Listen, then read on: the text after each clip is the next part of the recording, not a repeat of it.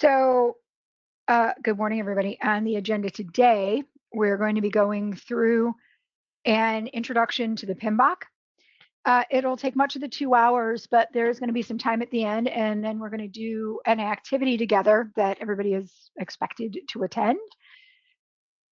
So, still lots of things to learn.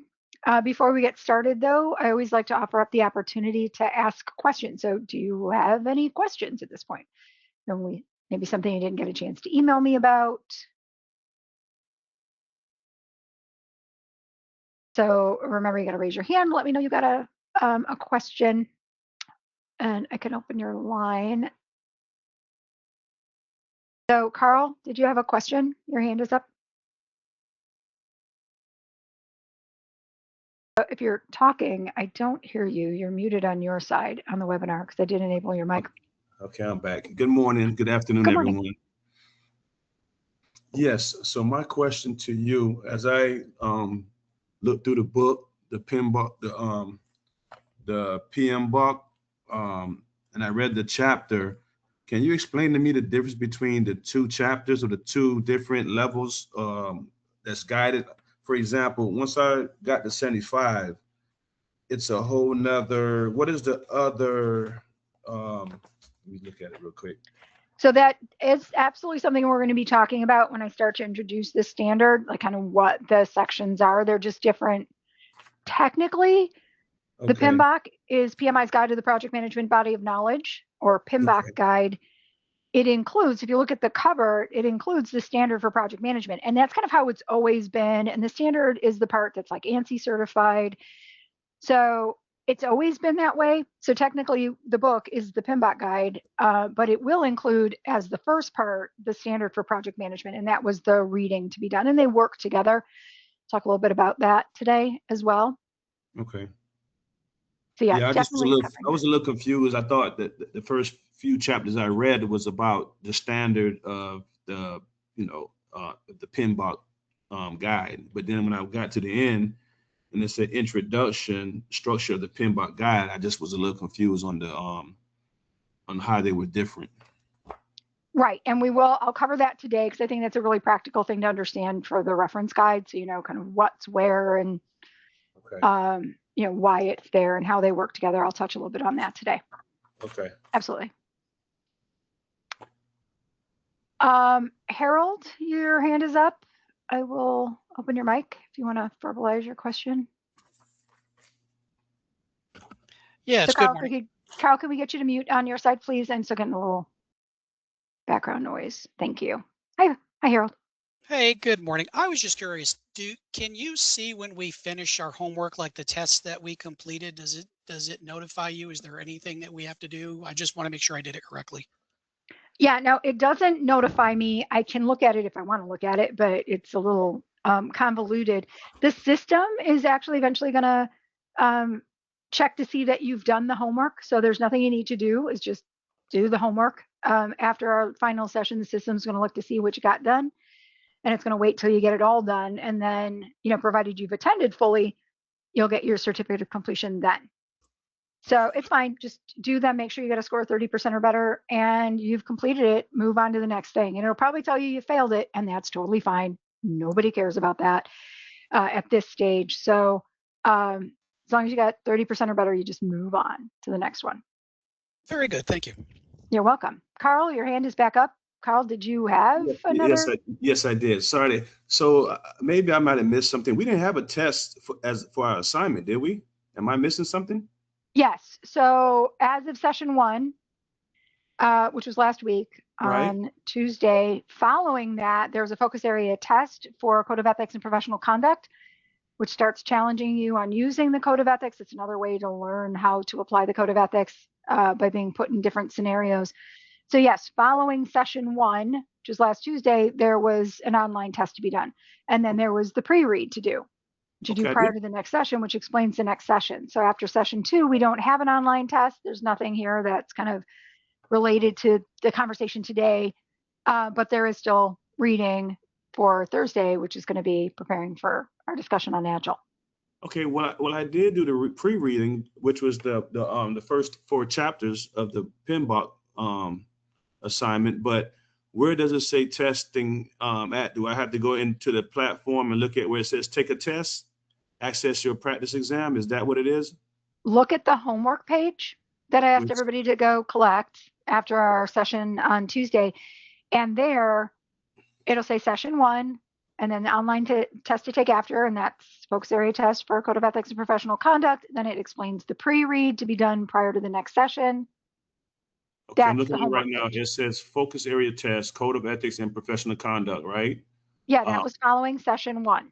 Right. Now, so where's the test at on the platform? Where would I go to get to the test? Yeah, you go to the take a test area. Yes. Okay, take a test. Okay, then you Yeah, select. and the tests are not going to show up in the order that they are assigned, so you'll have to look for it.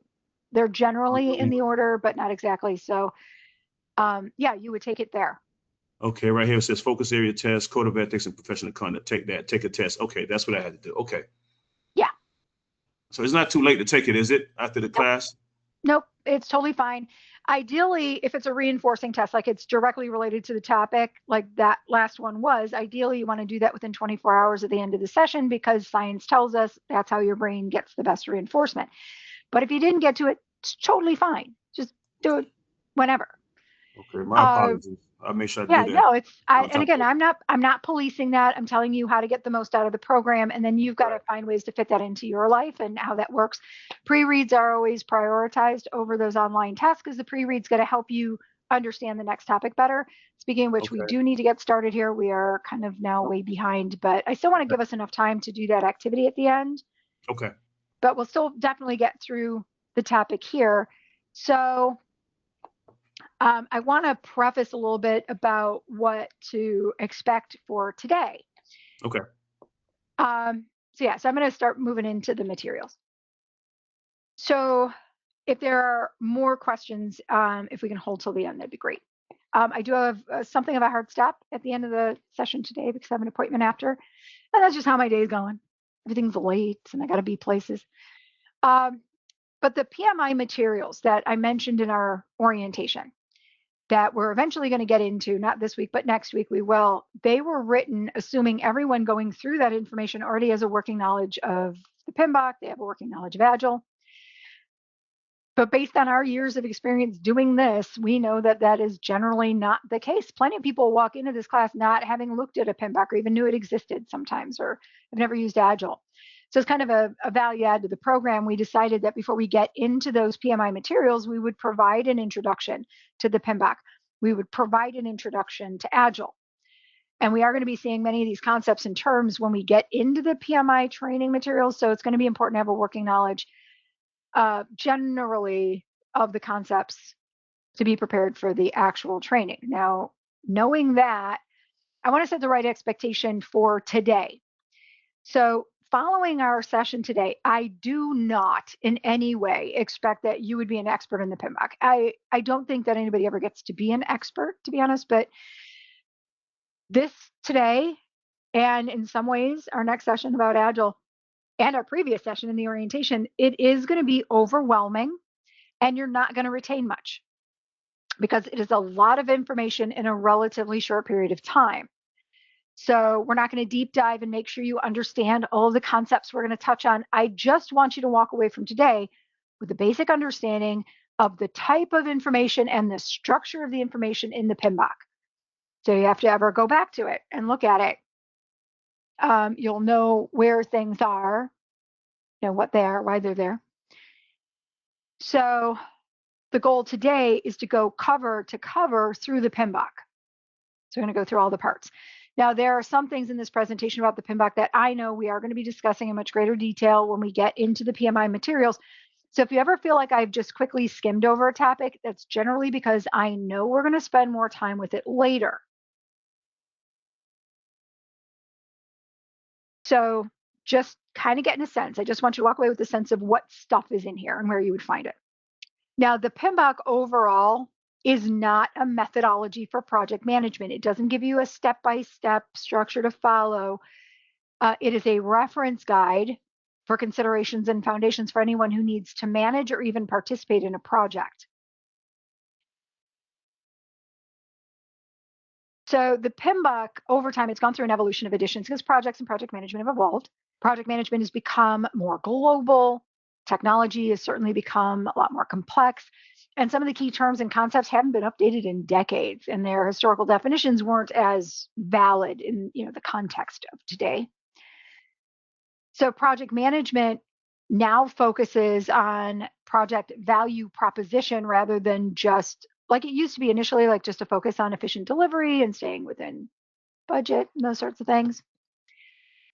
So some of the changes that we've seen overall of the PMBOK to the 8th edition, or even just from the 7th edition to the 8th edition, there were and are project management principles. So they were introduced in the 7th edition of the PMBOK, and there were 12 of them. For the 8th edition, they've been refined down to just 6, and they still meet the same purpose. They're principles that guide behavior. Process groups, you may have heard that term. Process groups in previous editions fell out of the 7th edition. Like we didn't have process groups really as a focus in the 7th edition, but they've been brought back in the 8th edition as focus areas. They're basically the same thing, just processes grouped together to perform a purpose. Now in the 8th edition, they weren't in the 7th edition at all. Now they're back in the 8th as focus areas, same thing, just different name. The knowledge areas that we had in previous editions prior to the 7th edition, because the 7th edition was a big kind of reimagining, and now they're kind of tweaking it from there. But prior to the 7th edition, we had these knowledge areas that in the 7th edition got distilled down into project performance domains. So introduced in the 7th edition and then reimagined for the 8th edition. So there's actually one less. They're just kind of reimagined how they structure. While tailoring is something we've always done on projects because it just makes logical sense to do it. So you're just doing it anyway. But it started, over the years, it started to get increasing focus, where they start mentioning it a bit more through editions of the PMBOK into the 7th edition, where it got its own section in the guide. So that got replicated into the 8th edition. It carried over into the 8th edition, but in the 8th edition, they also have some considerations and examples that would be included in each of the project performance domains about how you might tailor it. So a bit more focus on tailoring. So now we're going to start with the first part of the PMBOK, which is kind of always an inclusion to the PMBOK, and that is the standard for project management that I like to refer to as simply the standard. And hopefully everybody was able to read through the standard because we're going to go through all of it today. So we're going to go over the standard now, but we're also going to go all the way through the guide, something you haven't read yet. And we'll break it up into parts and you'll read it going forward in parts. So you're going to see today how much easier it is to understand the information if you've done the pre-read. If you've at least seen it before. Because you're going to understand this part more than the next part. So the standard for project management provides foundational concepts and guidelines that describe projects in the project management mindset. It's relevant for all projects. Well, I think most projects. And that's regardless of type, industry, or even the development approach you've decided to use. It includes how organizations structure what creates value, as well as guiding project managers during the performance of a project. It actually has 4 sections. The first section is an introduction with some foundational terms and concepts. Section 2 presents a system for value delivery. Section 3 discusses the project management principles I mentioned that guide behavior. And Section 4 introduces project life cycles and development approaches that are going to continue to come up through the rest of the program. So the first section, foundational elements of project management, we're going to start with the characteristics of a project. Now, a project is a temporary endeavor that happens for a finite space of time. It could be a very short finite space of time, but very long finite space of time. But we know when it's going to start and we know when it's going to end, and it intends to create a unique product, service, or result that we collectively refer to as a deliverable, and it drives change in an organization with the goal of creating that value. Then we have organizational governance, which provides direction and control through the policies, process, procedures, and decisions to meet strategic and organizational goals in the organization, and operational goals as well. So while we understand that. Project governance provides oversight for a project so we can create and maintain the project value, and it's usually developed based on organizational governance or kind of how it's done in the organization, and it aligns our results with organizational strategic and operational goals. Operations are ongoing and repetitive and typically create or support an output. And since projects are temporary, the results are typically going to continue beyond the end of the project, which is where the organization gets to realize the benefits or value they'd intended by doing the project. So all projects, when they are done, eventually transition into an ongoing operational state that somebody else is going to need to manage. Now, there is a relationship, and we'll see this as we get into the PMI materials. There is a relationship among portfolio, program, and project management. We'll see some more details in the PMI materials. Second part is, or the section 2 is the system for value delivery, which is how delivering value is structured in an organization. So the organization makes a bunch of decisions about how they're going to deliver value, and they relate to areas of creating value, the project environment, product management considerations in the context of our system for value delivery functions associated with projects. And before we get there, I'm going to show you another context for the term function and some common project management roles. So when it comes to value, different stakeholders can see value in different ways. Value could come from creating a specific output like a product, service, or some other type of result or deliverable, or helping the organization reach its strategic goals, even maintaining benefits the organization already gained from earlier projects or initiatives. So projects occur within the context of the current internal and external environments. And there are two major categories of environmental influences.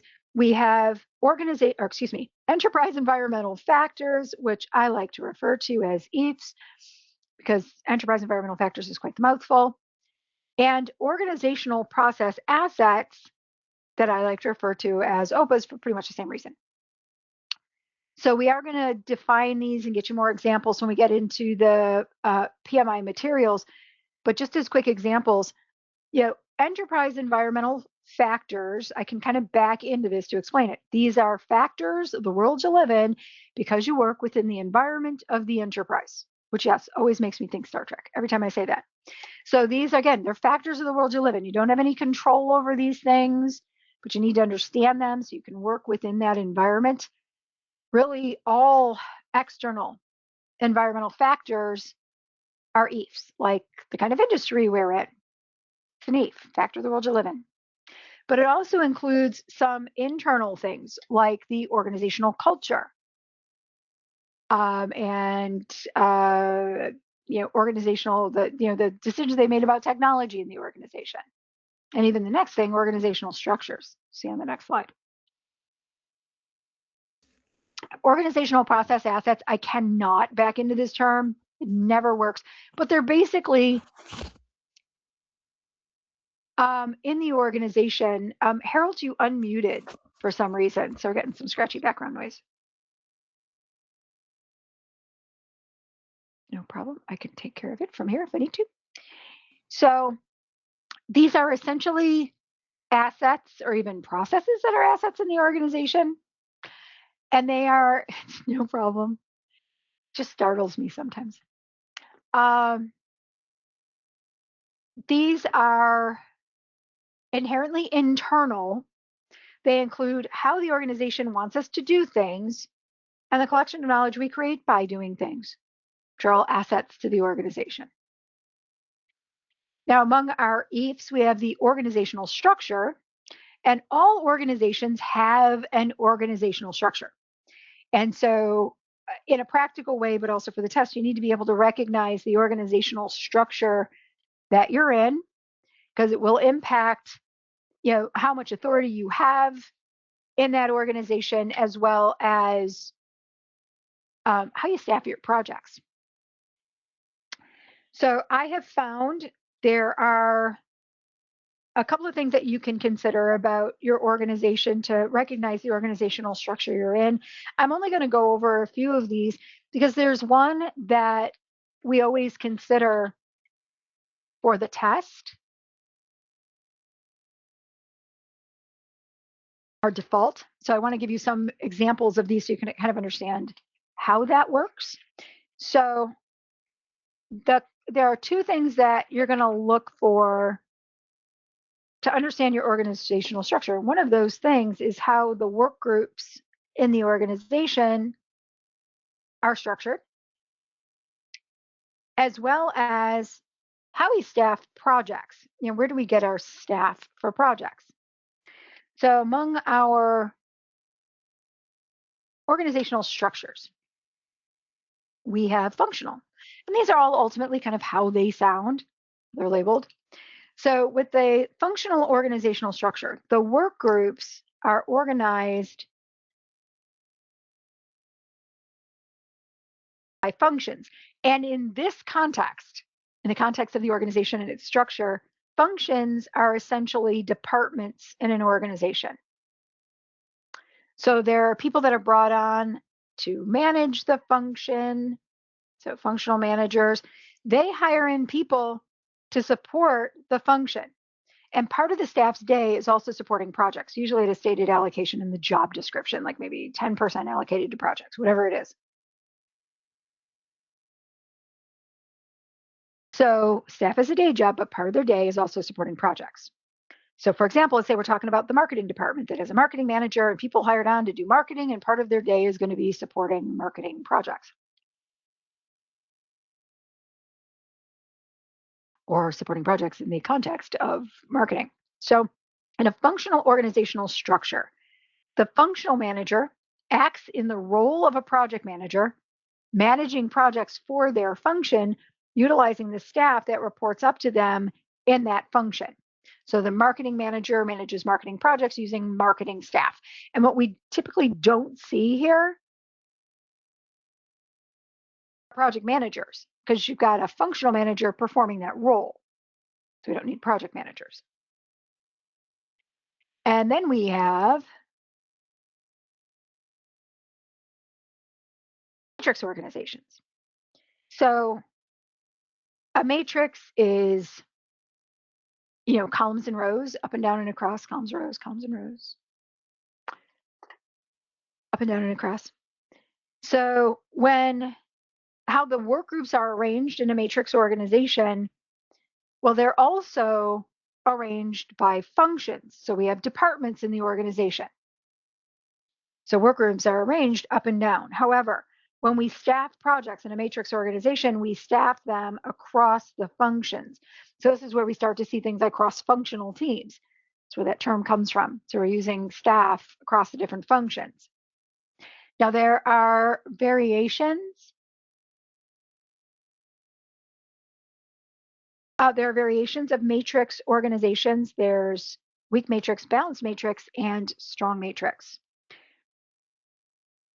So in a weak matrix organization, the functional manager still continues to manage projects for their function, but instead of just using their own staff, they're going to use staff across the functions.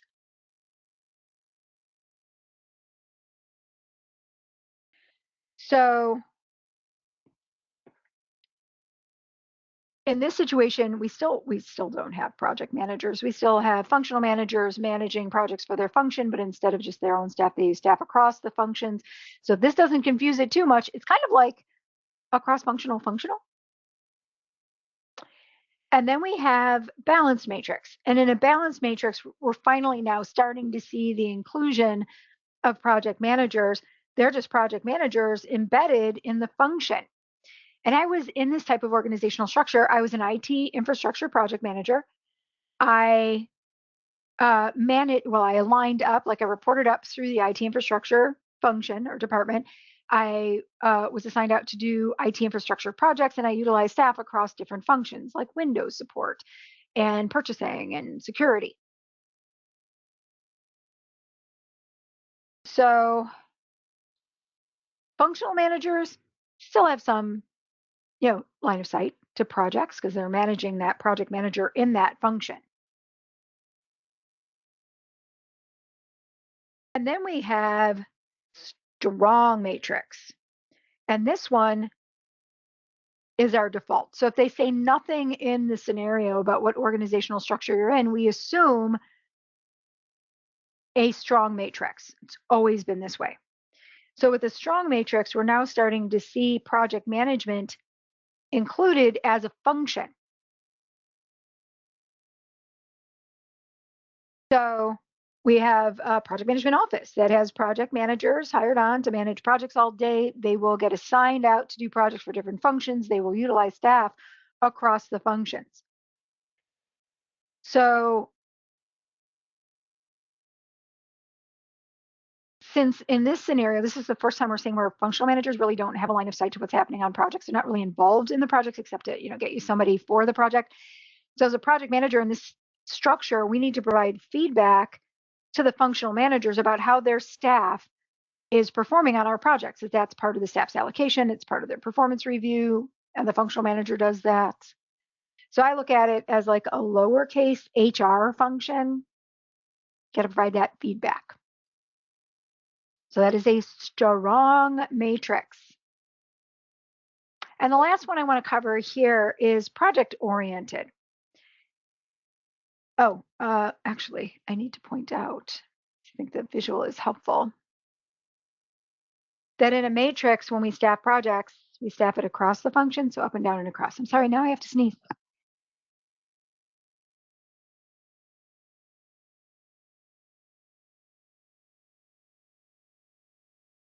And I'm back.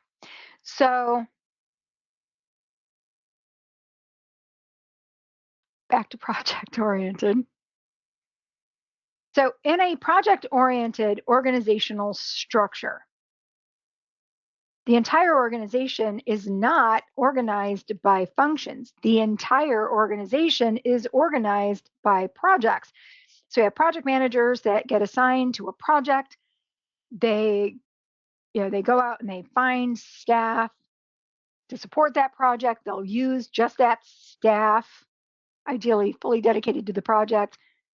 And when the project is done, staff is let go and the project manager moves to the next project. So we're probably dealing with consultants here. What we don't have here are functional managers because there are no functions. So no functional managers, nobody you got to arm wrestle with to try to get people allocated to your project today when you need them.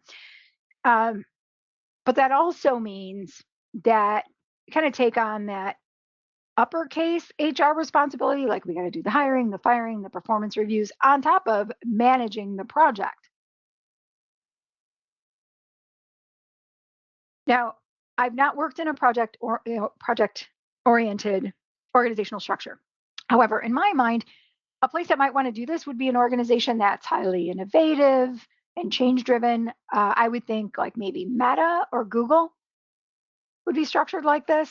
Now, I've not gotten specific confirmation from Meta, but I did have somebody who worked at Google tell me that there are at least some divisions of Google that are organized this way. The ones that are coming up with new things all the time, and they focus on the initiatives. So it's project oriented. So any questions about organizational structures before we move on to the next thing? It's an internal EAF. Factor the world you live in. Got to look at these things and figure it out when you start there.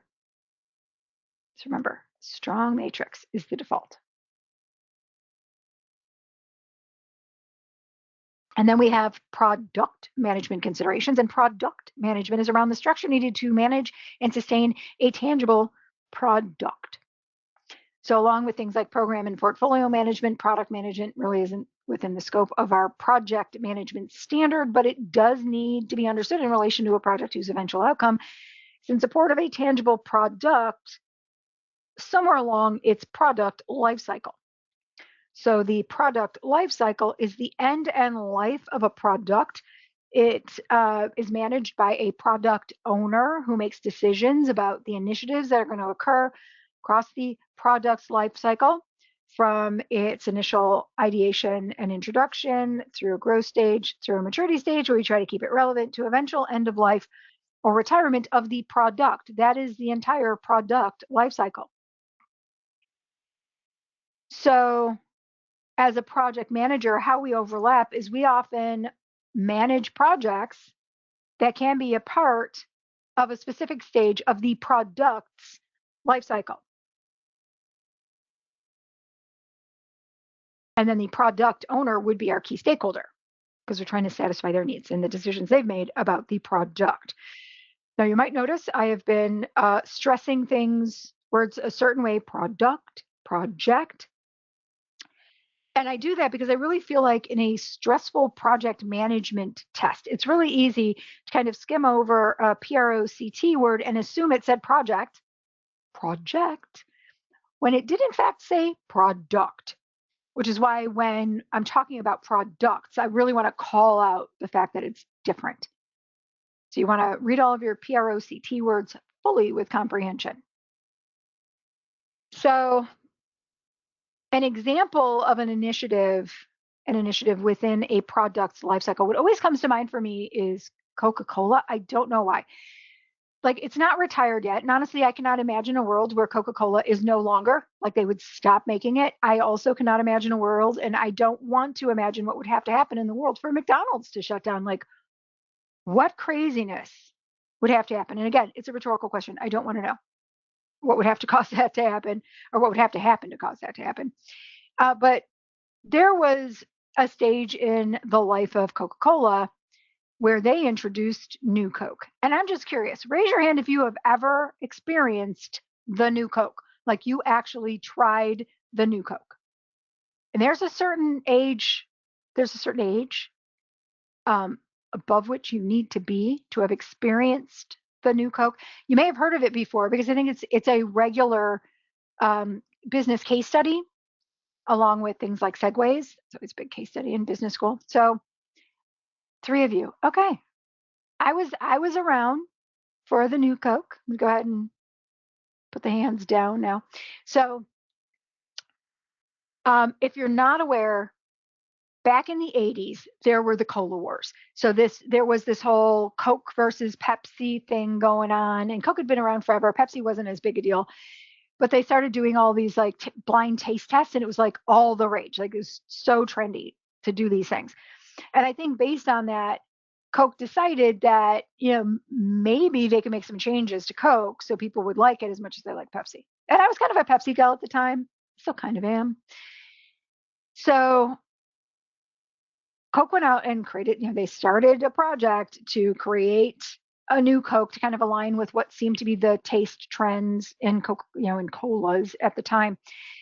So they developed the product, they marketed the product. There was this huge marketing campaign, and everybody was waiting for New Coke to come out, and it was so exciting. And then it came out and nobody liked it. Nobody. So Coke sales just plummeted. So they made the decision to try to get back to where they were by going back to the old Coke. And they can't, the original recipe, and they can't call it old Coke, because that's just weird. I mean, logically, New Coke, old Coke, it makes sense. But they decided to label it Classic Coke, which is really just, we're now back to the original recipe that everybody seemed to love. So from a project perspective, I think New Coke and the management of the project was very successful, because they did all of those things and they got it out there and they marketed it. But ultimately, the outcome was a failure because nobody liked it. So if you ever wonder why, I don't know if anybody ever looks at a Coke can and thinks, why do they call it Classic Coke? That's why they call it Classic Coke. Because the New Coke failed miserably. And then after that, Cherry Coke's been around forever. Used to have to hand mix that, but now they make, anyway, so many Coke products.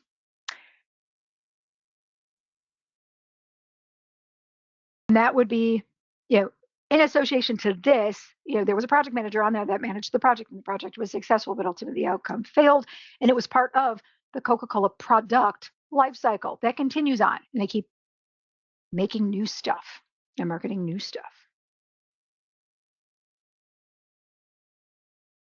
Does anybody remember Pepsi Free back in the day? It was like Pepsi that was clear. It's the same people. I tell you, there's just this age limit, or this age level. over which you know it. It was clear Pepsi, and it was wrong. I'm gonna go ahead and make sure all the hands are down. So if you have any questions from here, Pepsi shouldn't be clear. It just should. And I know they, they still have caffeine free. They used to call that Pepsi free. So like no calories, no caffeine, so diet Pepsi free, whatever. But the clear stuff was wrong. It's like I also cannot get my head around green or purple ketchup, which was a thing 30 years ago when my kid was little. Like it tastes like ketchup, but it's purple. I can't do it. Anyhow, maybe some of you remember purple ketchup. Still wrong, purple or green. Now, in the context of our system for value delivery, we have functions. This is a whole other context. Functions associated to projects, as opposed to like the functions, the departments that we see in an organization. And in this context, functions are required to perform a project. So it could be a specific person, a role, or a group that supports a necessary function. So there are going to be your functions that provide oversight for the project, like governance. There are functions that do the work of the project, like the team. There are functions that define objectives and help to keep the project on track to satisfy those objectives, like your project management team. So which functions are needed and how they're performed depends on the project, the organization, and the environment around the project. And there are some typical key roles for projects that add value to the planning and execution of a project. Now you can see these labeled differently in different organizations. They can also differ by project. Now there are some roles, project management roles, that are more directly associated to the project, like the project team that does the work and the project management team that manages the performance of the project, all the way through those that are more on the outskirts of the project, like our customers or end users. So we need to assess the influence and impact these different roles can have on the project and effectively manage them throughout the project. Section 3 presents the project management principles. So we start by talking about the project management mindset. This is new to the 8th edition of the PMBOK. And this mindset gives project managers a way to think about and support projects. It also provides a foundation for using project management processes effectively. It'll also include the principles, which are basic rules, values, or truths that guide behavior and decision making. So we see the term guide behaviors, it associates to principles. Principles guide behavior, like how we look at things and how we do things. So these principles are going to be connected to important parts of successful project management and are consistently used in good project management practices. So for the exam and also in real world project management, it's better to be proactive over reactive. So this means trying to prevent problems before they happen rather than only responding after something goes wrong. So for example, as project managers, we should look for risks early and identify ways that we can avoid or respond to those things if they do happen, and then use root cause analysis to understand an issue that has happened and look to proactively prevent it from happening again.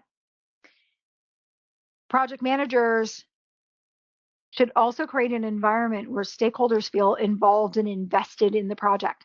So when team members feel included, they're usually more engaged and productive. So by being transparent and accountable, project managers build trust with stakeholders. They encourage ownership and keep everyone focused on project success.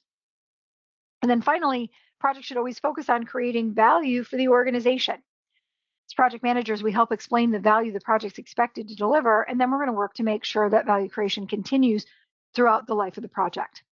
And balancing these areas helps to inform the project management mindset, or how we look at things, and that's going to help us to create successful outcomes.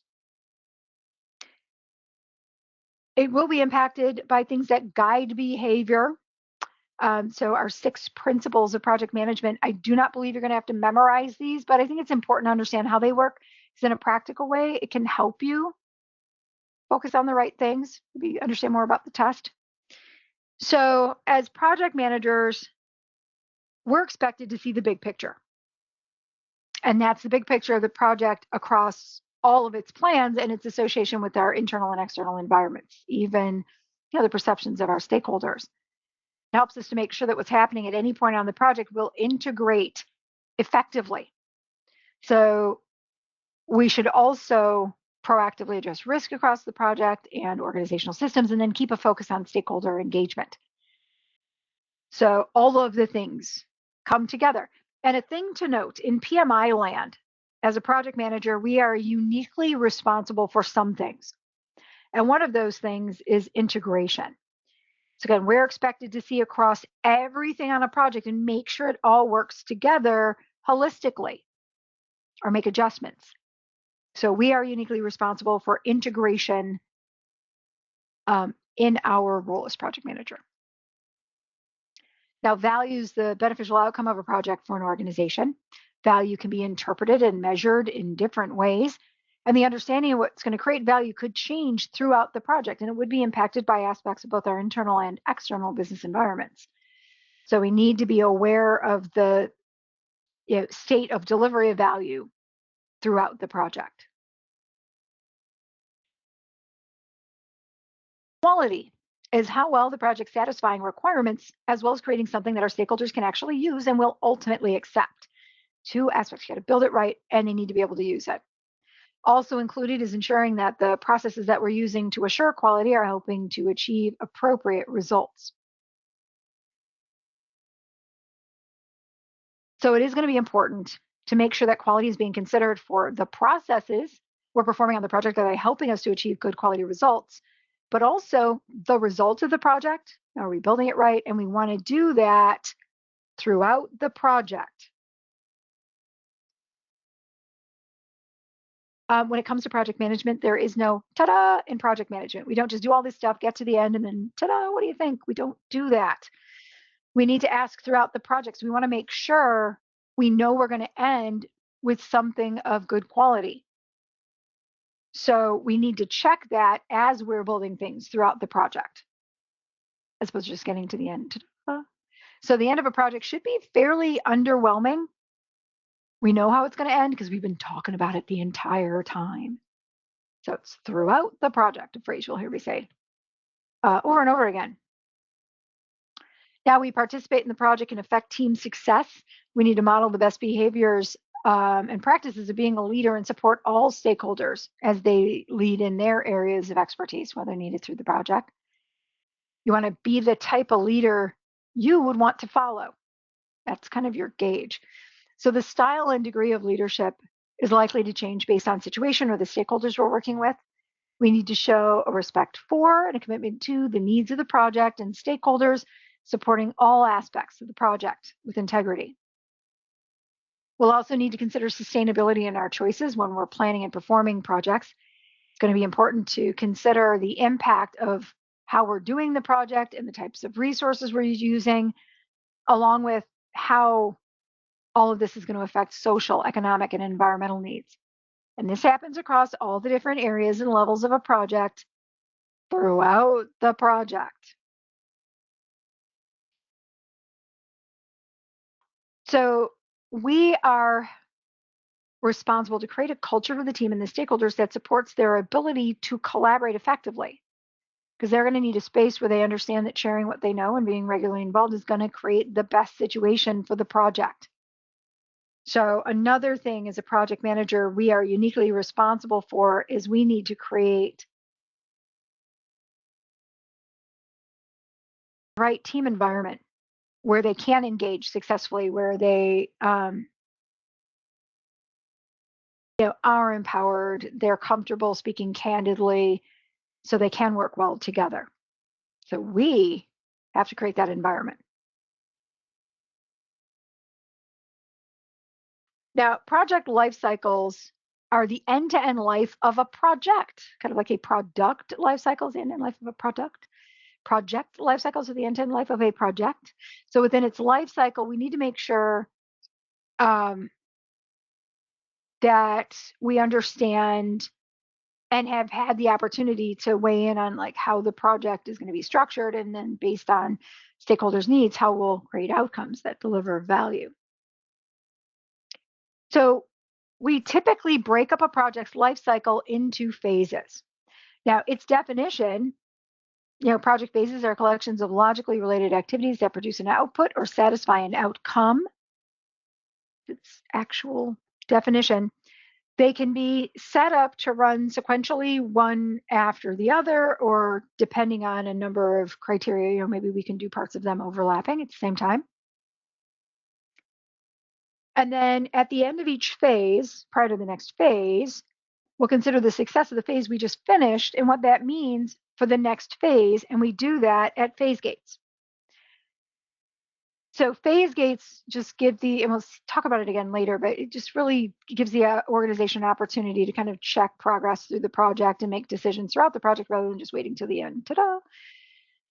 Now, phase gates, you can also see referred to as stage gates, governance gates, toll gates, that was popular for a while, or even kill points, because this is often where we do the go, no go for the next phase. Now, our project development approach is how we plan to perform the work of the project to create our deliverables. And there are different ways to address the work of the project that fall under two categories. We have plan-driven. Let's try that again.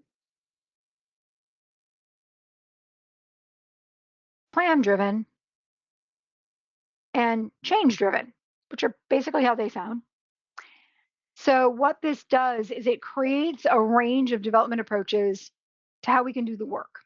On one end, we have the entirely plan-based approach of predictive. On the other end, we have the fully change-driven, like agile or adaptive. So as projects and the creation of deliverables needs to be more iterative or incremental to develop the results, we're going to shift from plan-driven to change-driven. So we have to understand what we can know up front about our deliverables and make decisions about which way we're going to build them. So all we're going to do today is a quick conceptual intro to the different development approaches. We are going to be discussing these in much greater detail as we get into the PMI materials, but then certainly through the rest of the program, because they relate to how we plan and perform projects based on development approach.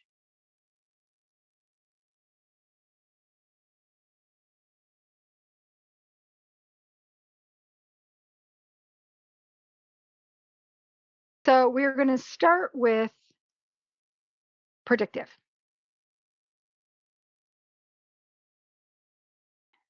So I do want to point out, like in this PMBOK introduction that we have from PM training, we're showing them as life cycles. We don't really talk about them that way in the PMI materials anymore.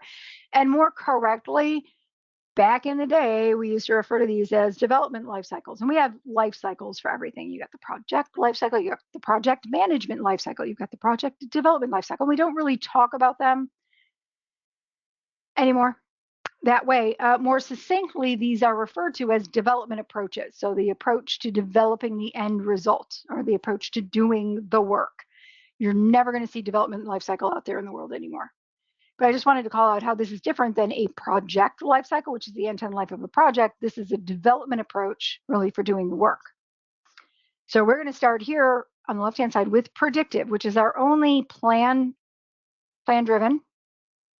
development approach.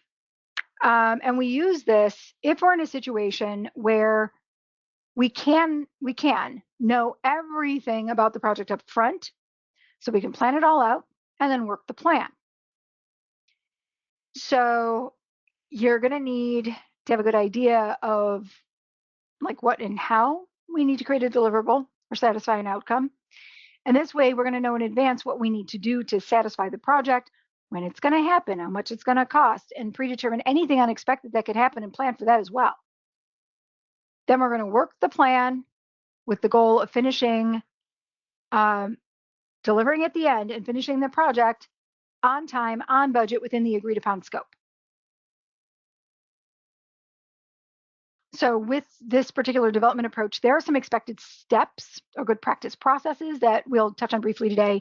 We'll see them more in the PMI materials, but this is basically, plan it all out in steps and then work the plan, deliver it at the end. Plan driven. And then we have iterative and incremental. And these impact either how or when we deliver value to the customer. So with incremental, Again, remember today's just your introduction, quick intro.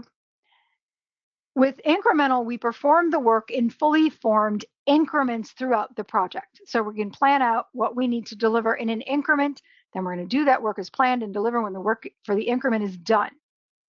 So this is useful really for when we can deliver something of value.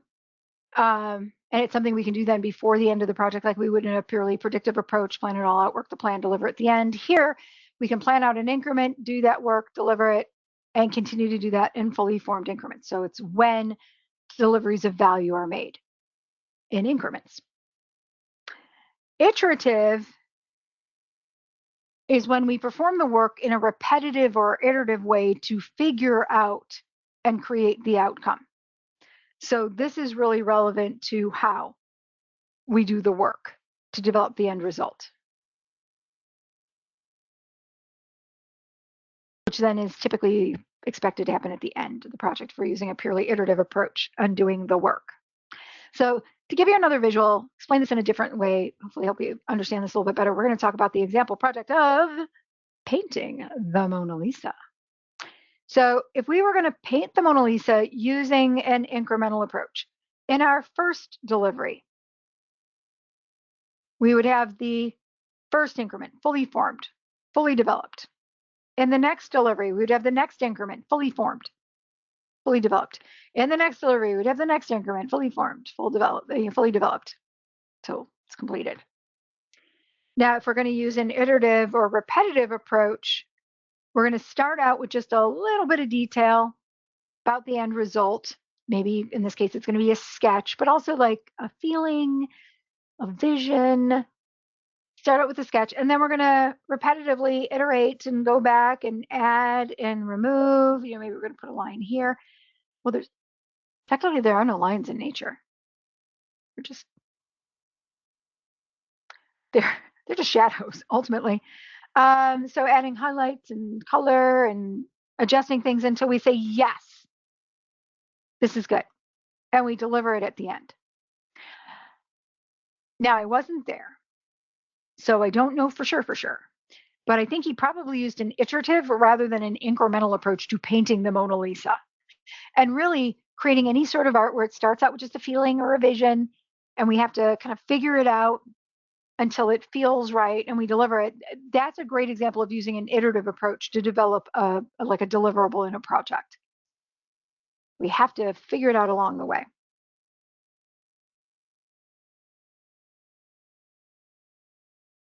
Now, a hybrid development approach blends predictive and adaptive, which means that we can combine the different development approaches based on how much we know about a project and how much change is going to be needed to develop the end results.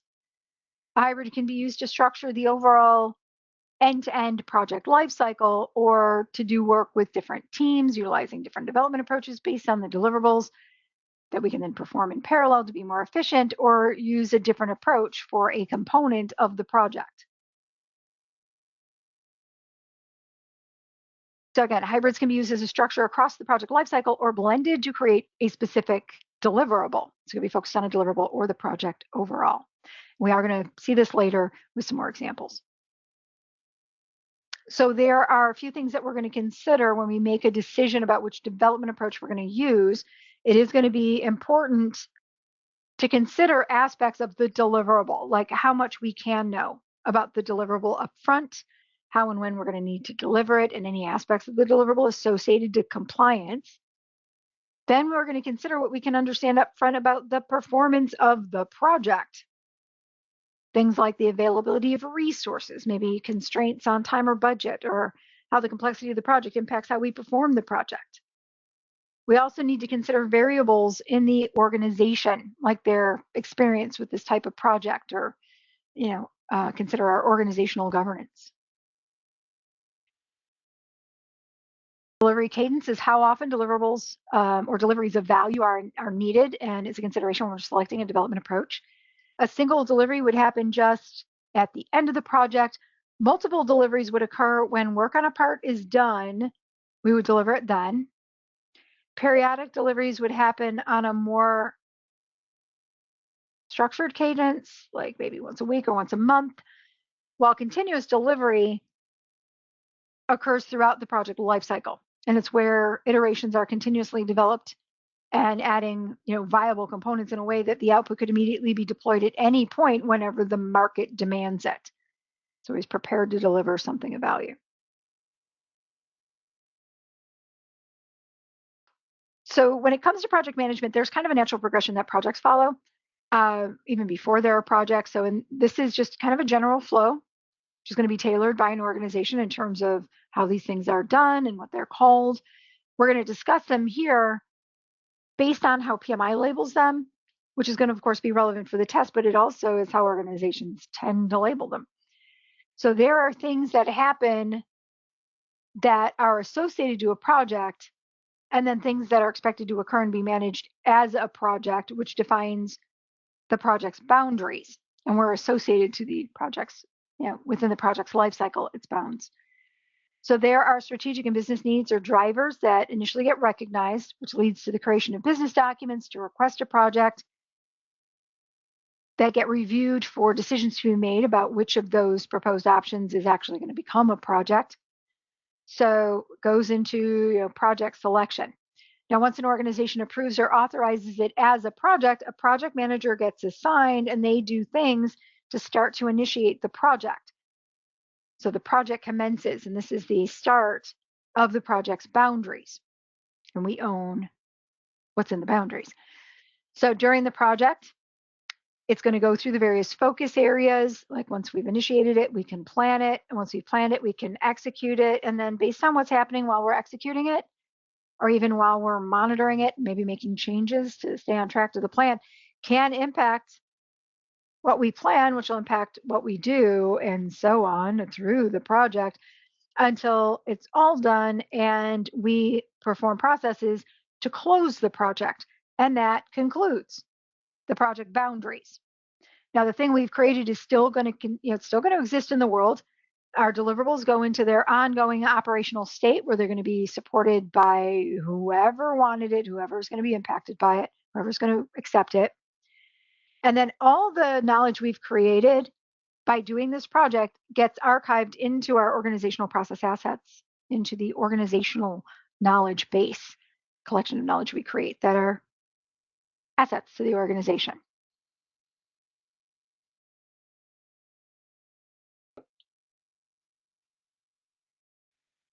So the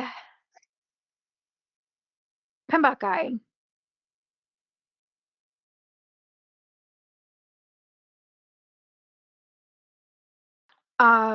is the second part. Well, it's actually the entire PMBOK is the PMBOK, but it includes the standard for project management. Before we get into some of the aspects of the guide, I just want to talk a little bit about how the standard and the guide work together. Now, it starts with the overall project mindset that focus on being proactive instead of reactive, and always looking for better ways to do things and do work, solve problems, encouraging ownership to improve engagement, and keeping attention on delivering the value expected from the project. That's articulated in our project management mindset. And then with the project management mindset, we use the principles to help guide our decisions and our actions throughout the project. So the principles provide direction for how we're going to manage people, work, and challenges throughout the project. So we have 6 principles of project management. Again, they guide behavior. Now, those are the things that we saw in the standard. Now, in the guide, we are going to introduce performance domains. And these represent all the connected areas of a project that work together and need to be managed in an integrated way. And they are governance, scope, schedule, finance, stakeholders, resources, and risk. These are interrelated, interconnected areas that we manage throughout a project, and we need to make sure they all work together, which is where the project mindset and the principles kind of come into play. So ultimately, the standard for project management helps us understand how to think about, organize, and manage the project work, while the guide explains what areas, processes, and information need to be managed by using the ideas and principles from the standard. So we're going to start in on the project management performance domains. Now, in the guide, and I'll even tell you where it's at, since they both start with page number 1, they have to tell you if they're in the standard or the guide. So we have this table, and what this shows us, it's a mapping that shows the 40 processes for good practice in project management that are contained in the PMBOK. So processes are things we actually do on a project, and they're so common sense, you're likely doing many of them already because they just make sense to do them on a project. Here they just kind of get a title and some considerations for applying them. So we saw processes in every edition of the PMBOK up to the 6th edition. Then in the 7th edition, processes went away, which is why it's so much smaller than the 6th edition. But now processes are back and a bit changed. The core of project management really has not changed in all these years, but they tweak the things, evolve the things over time in the different editions. So a lot of this is just the same stuff we've seen before.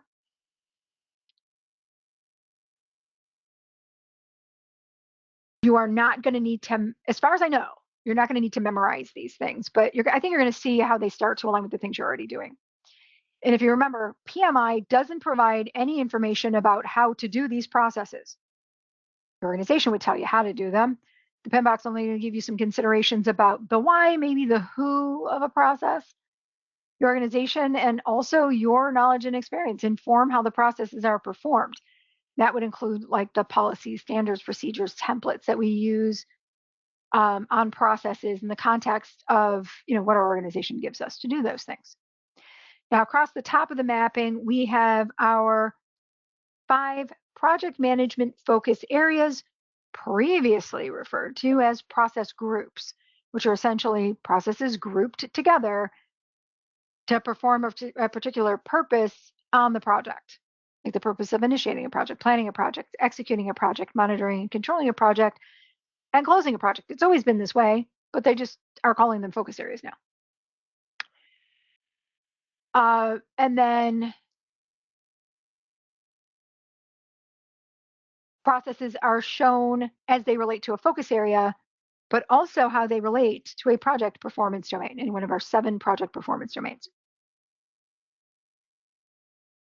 So the guide ultimately is organized by performance domains. So we're going to be taking a quick glance at each process within each performance domain based on the order they appear in the guide, because this is not a structure on managing projects. It's not a methodology. It is never intended to be that, but it does show you some processes that make sense as it relates to these focus areas and these different performance domains. So you can consider, does it make sense to try to apply this sort of thing on my project? I mean, that's what the PMBOK is for. But there will be a handful of these that we'll see discussed in more detail in the PMI material. So we're going to start at the top with the governance performance domain. And governance is really relevant to all projects across all stages of a project. And it's focused on aligning to strategic goals along with the integration of project objectives and tasks with a focus on delivery of value. Governance can be based on organizational governance and then tailored for the needs of the project or the development approach you're using. So our governance performance domain, I do want to point, so this is kind of a summary and overview of the processes that align to this performance domain. It is the only performance domain that has at least one process in each focus area. And that's because governance is relevant to all the things that happen during an entire project lifecycle. So this is unique. We're not going to see this play out again. Now, among our processes for governance, we need to start a project with an understanding of what we're trying to achieve and get agreement on those goals. Then we need to plan the project. And for planning, we're going to be responsible to make sure that all of the plans come together in an integrated way. We're also going to need to consider how we're going to plan and acquire project resources, kind of a very critical part of every project, your people and your physical resources.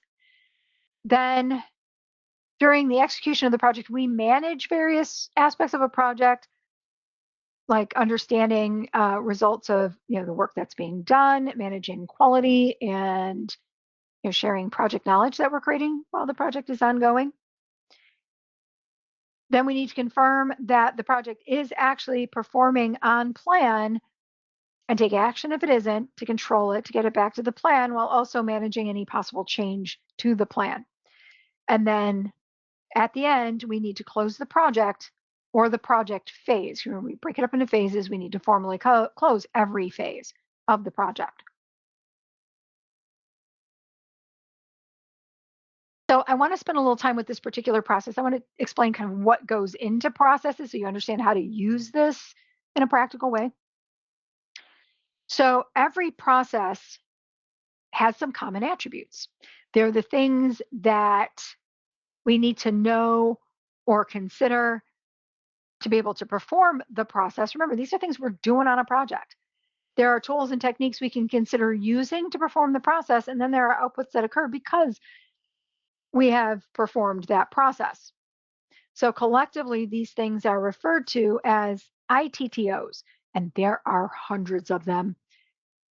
But you're going to see many are just used over and over again across most processes, and they start to become a little predictable depending on, what focus area we're in.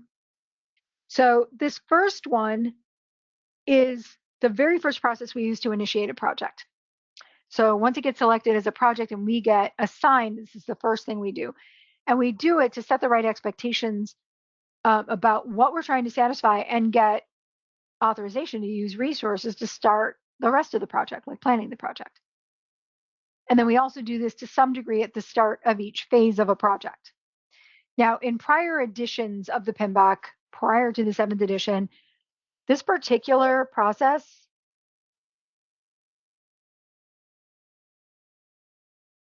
was labeled Develop Project Charter, which is still the first thing you got to do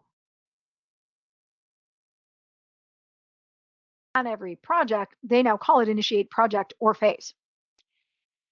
So just to kind of give you a parallel how this works in real life, like when you first get assigned to a project, what do? I'm going to explain what I do, which I'm hoping is similar to what like everybody else does. But once I get assigned to a project, however that comes about, could be a flip of a coin. I still have not decided if I won that toss or not. I got assigned to that project. You get assigned to a project somehow. And when that happens to me, the first thing I do is I go and collect any of the information that currently exists about the project, whatever currently exists. I'm going to analyze that information. I'm going to form some questions that I might have about the project with the goal of, filling in a project charter. Then I'm going to meet with the only person that knows the need for the project, which is the project requester, that will often take on the role of a project sponsor. I will meet with them directly. I will facilitate a conversation to get the information that I need to create all of the required documentation. And once I've drafted it, like they author it because it's coming from their head, but I got to draft it. Then I'm going to share it with them for approval or changes, and then eventually approval and distribution. So that's how I would start a project. And just quick show of hands, raise your hand if that sounds familiar. Like you'd meet with the person who asked for it, you'd create some documentation about it.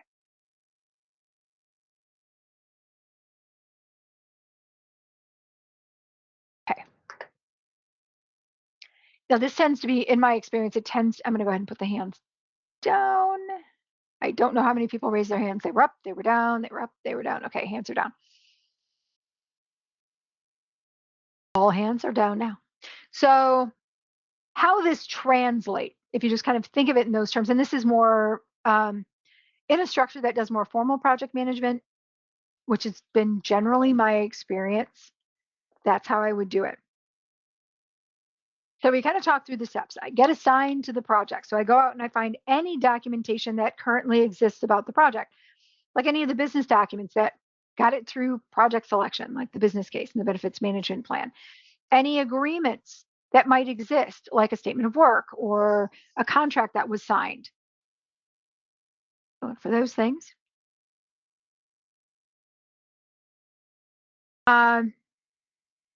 EIFs, OPAs, so the factors of the world we live in, like our structure, our governance, organizational process assets, like the template for the output of this, going to want to look at that, etc.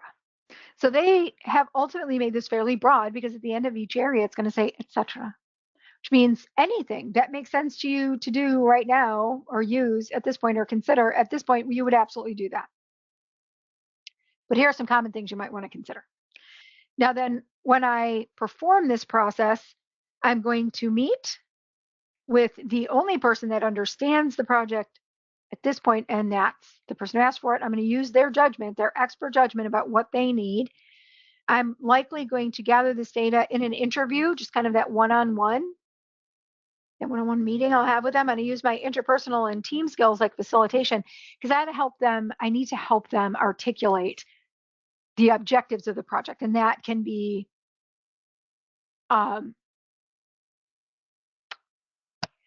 it's going to be one of the more challenging parts of this whole process, is helping them to think through what they actually need in a way that we can plan to actually meet those things. Now, later on, when we're doing this again at the start of each phase, we may have a responsibility assignment matrix, which shows us who's responsible maybe to update the project charter. And then a project canvas, which again is something we create during a project, and it shows the key elements of the project that we should be focusing on in a more visual way, etc. Now, the most intuitive output of a process previously labeled develop project charter is in fact a project charter. It's the first document we need to create. It needs to be approved before we can do anything else.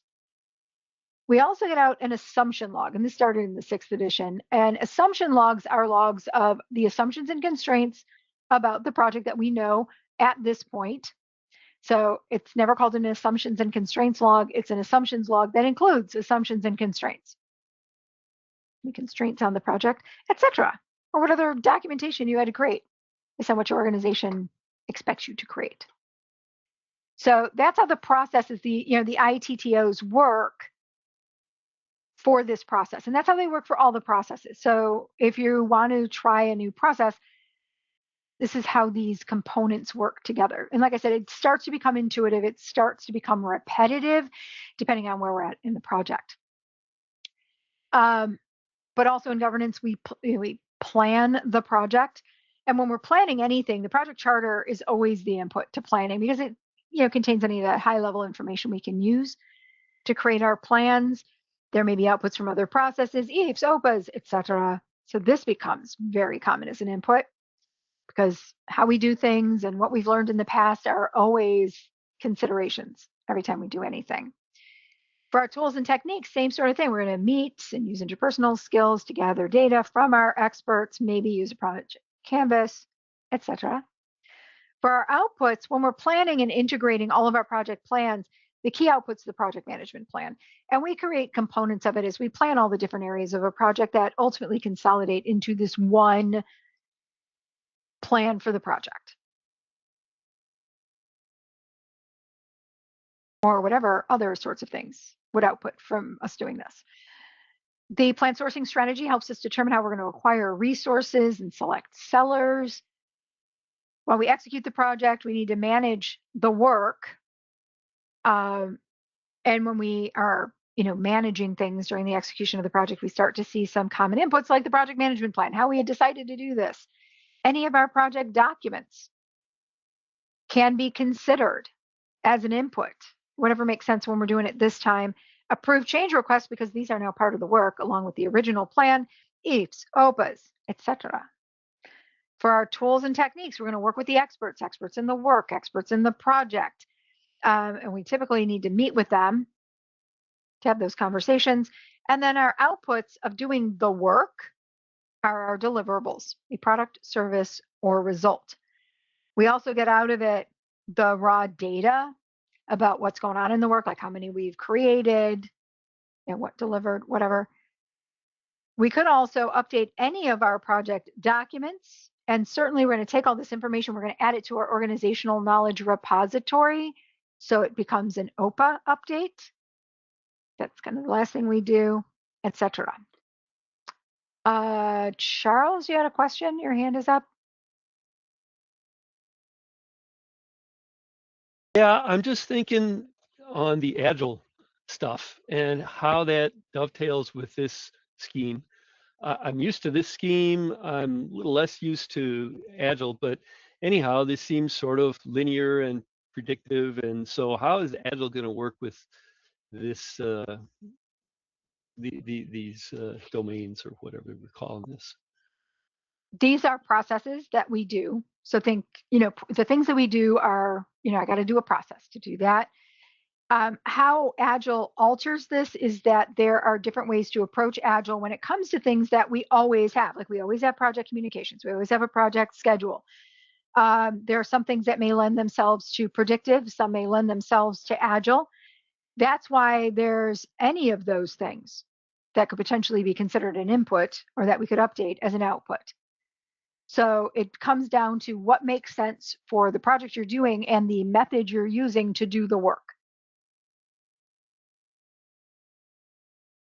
So some of these apply to Agile, some apply to predictive, and that's why this is, I can't say scalable, but it's a usable structure for any development approach, because there are just some things we have to do to manage the project. Elizabeth, did you have a question?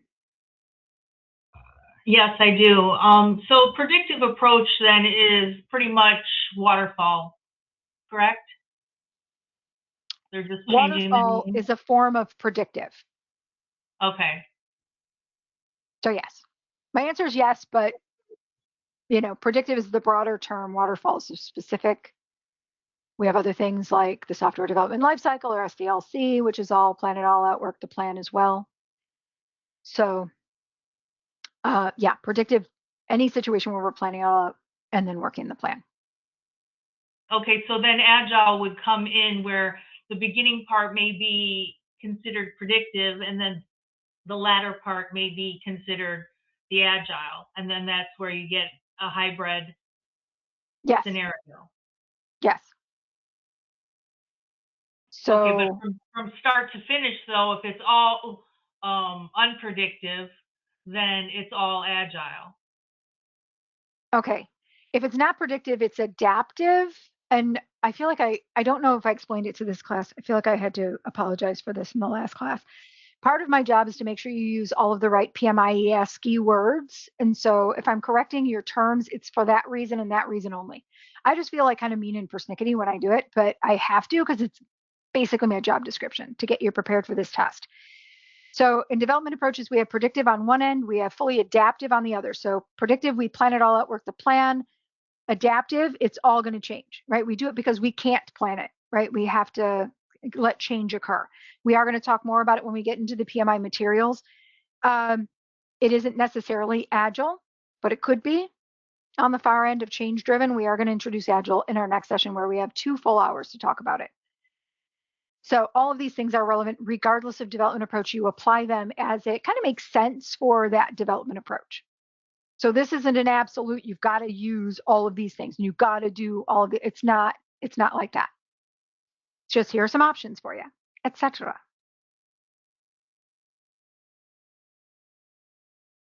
And then we use quality assurance to make sure that we're building it correctly. We need to manage project knowledge because all the knowledge we're creating by this project is an asset to the organization. One thing that I want to point out, to manage project knowledge, one of the inputs is the lessons learned register, and one of the outputs is the lessons learned register, or it should be project documents updates if we're going to update it, but regardless.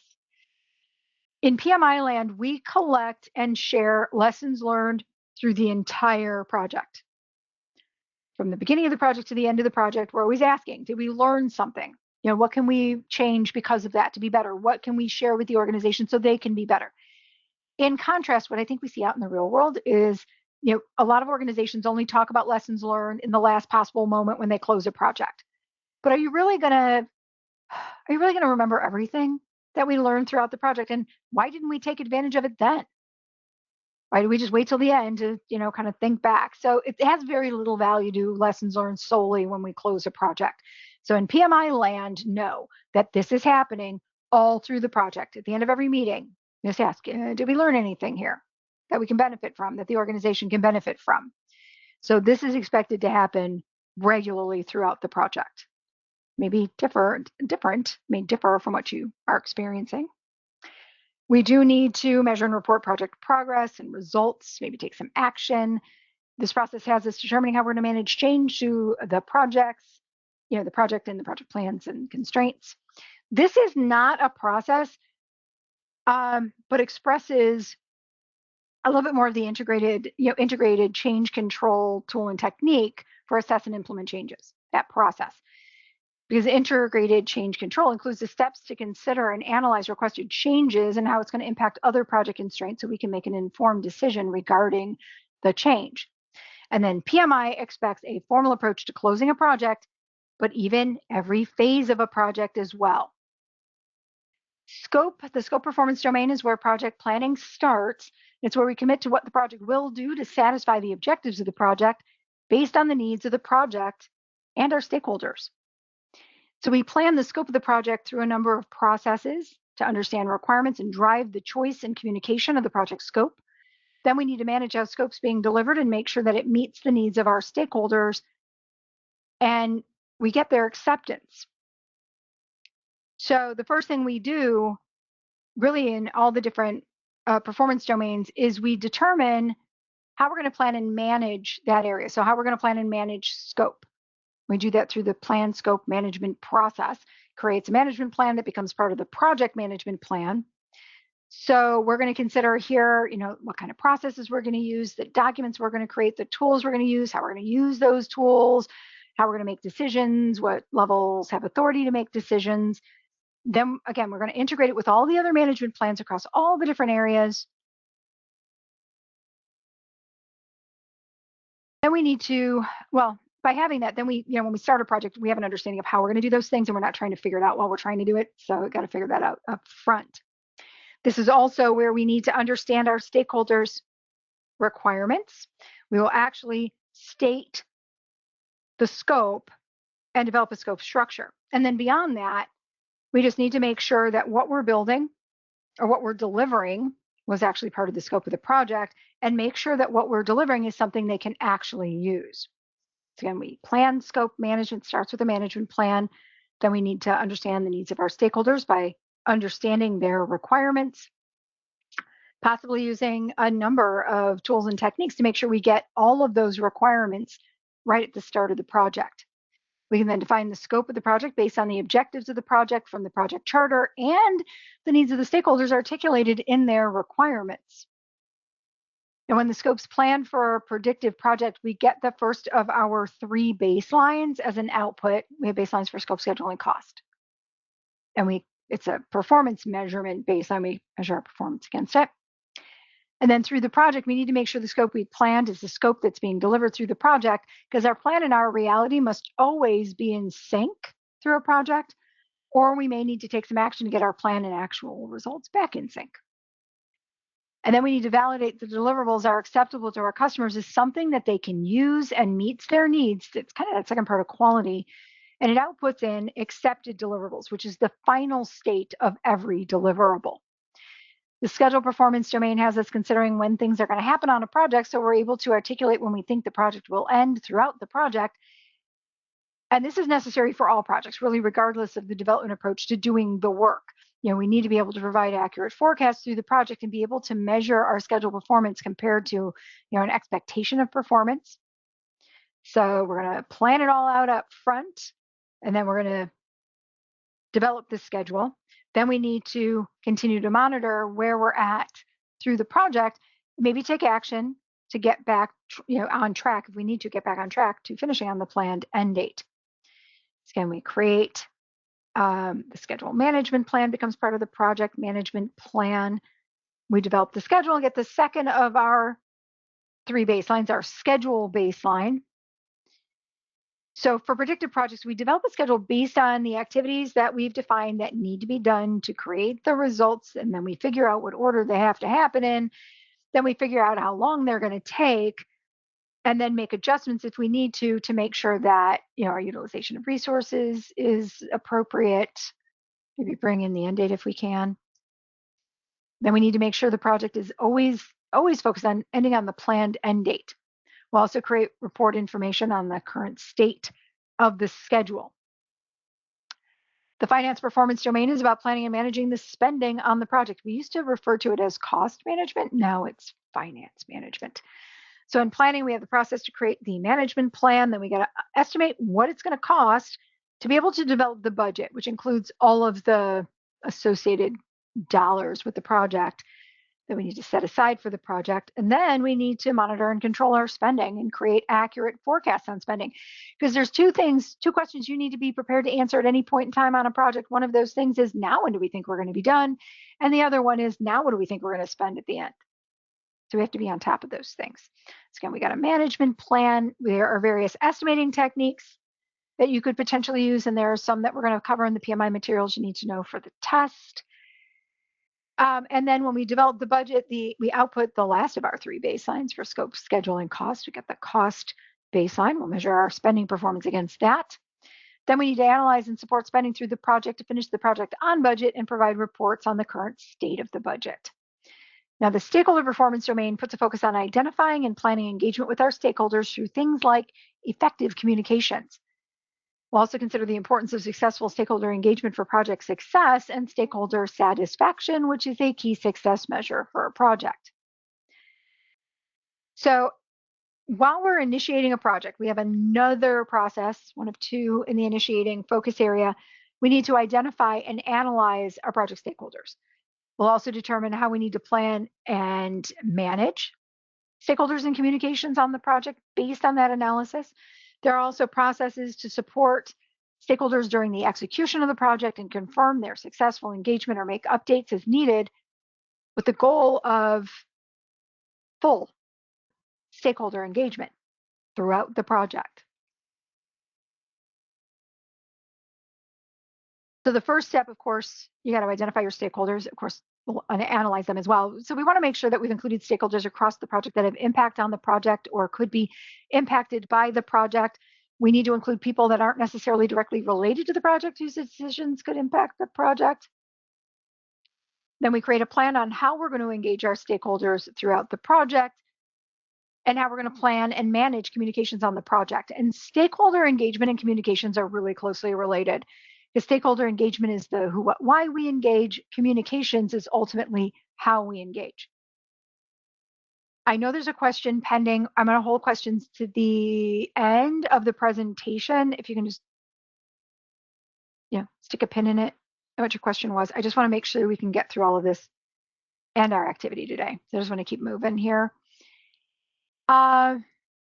Of course, we do need to be checking in with our stakeholders regularly to get their feedback on the project and then work with them to improve their engagement and satisfaction and make sure they're getting effective communication. So that way they have all the information they need to support their positive involvement and engagement in the project. We'll be considering the current state of the project as it relates to effective stakeholder engagement. We will share summary information. We'll update plans or documents as needed, and we'll assess the current state of communications and share reports, potentially updating plans, possibly, project documents updates. So we start to see those just kind of broadly as outputs, like based on whatever we did when we performed this process this time, we could update any component of the project management plan or any of our project documents. And they give us some ideas, but could really be anything, etc. The resource performance domain has us performing processes regarding the physical resources and human resources or roles that we need for the project. They do the labor part of the work. It also addresses the effective use and optimum productivity of resources.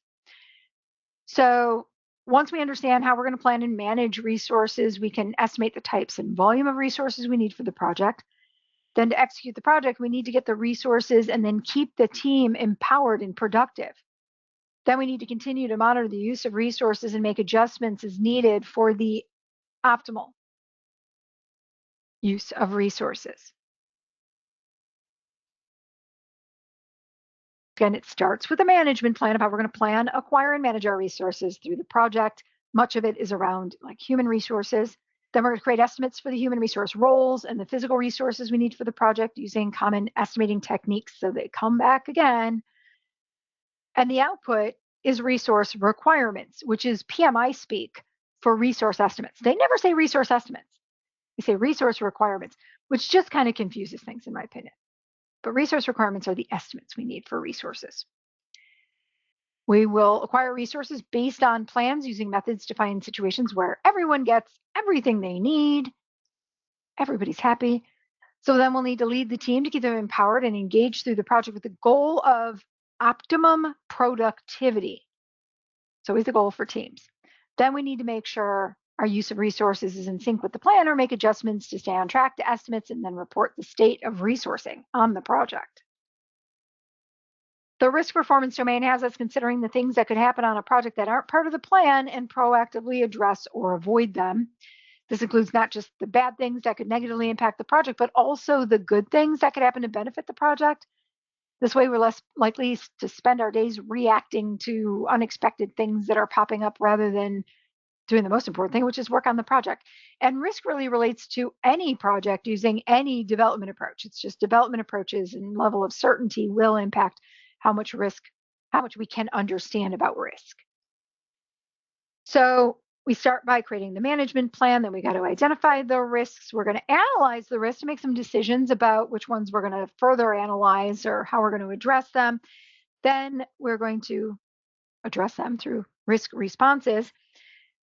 Through the project, we may be implementing these risk responses or contingency plans, and then we need to monitor. Like, we can't control risks. If we could, they wouldn't be risks. They'd just be part of the plan.